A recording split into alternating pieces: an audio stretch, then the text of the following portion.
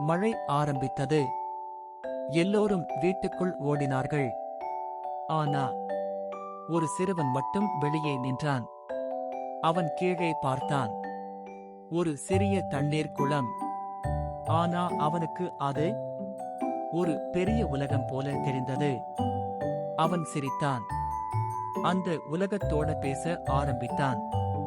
ஒரு மழைத்துளியும் அவனுக்கு நண்பனாகிவிட்டது.